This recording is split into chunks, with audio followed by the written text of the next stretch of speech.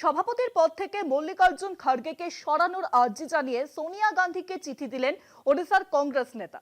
একই সঙ্গে প্রিয়াঙ্কা গান্ধীকে ওই পদে বসানোর আর্জি। রাহুল গান্ধী ঘনিষ্ঠ খাড়গেকে অপসারণের দাবি আদতে এআইসিসির অন্দরের বিভাজন প্রকট করেছে বলে দাবি বিজেপির। উড়িষ্যার প্রাক্তন কংগ্রেসী বিধায়ক মোহাম্মদ মুকিমের দাবি, বয়সের কারণে ৮৩ বছর বয়সী দক্ষিণী নেতা মল্লিকার্জুন খাড়গের পক্ষে কংগ্রেসের নেতৃত্ব দেওয়া সম্ভব হচ্ছে না। ওই পদে বিকল্প হিসেবে প্রিয়াঙ্কা গান্ধীকে দায়িত্ব দেওয়ার আর্জি জানিয়ে ইউপিএ চেয়ারপারসন তথা সাংসদ সোনিয়া গান্ধীকে চিঠি দিয়েছেন কটকের প্রাক্তন বিধায়ক মুকিম।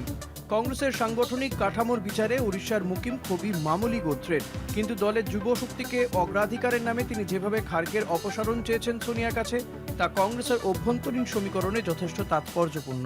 इसलिए हमने उनको एक लेटर लिखा है कि मैडम सोनिया जी, इस दर से पार्टी गुजर रहा है और इसमें आपकी सलाह की जरूरत है।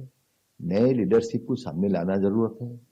हमारे आदरणीय एआईसीसी जो मुखिया है श्री मल्लिकार्जुन खाड़गे जी बहुत वरिष्ठ नेता है, बट एज उनके फेवर में नहीं है।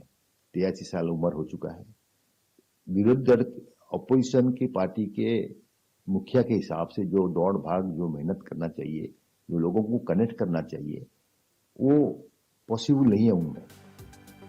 কংগ্রেস নেতার ওই চিঠি হাতিয়ার করেছে বিজেপি। সোনিয়াকে লেখা মুকিমের চিঠিকে কংগ্রেসের ঘরোয়া বিবাদের নিদর্শন বলে দাবি করতে শুরু করেছে কেন্দ্রের শাসক দল।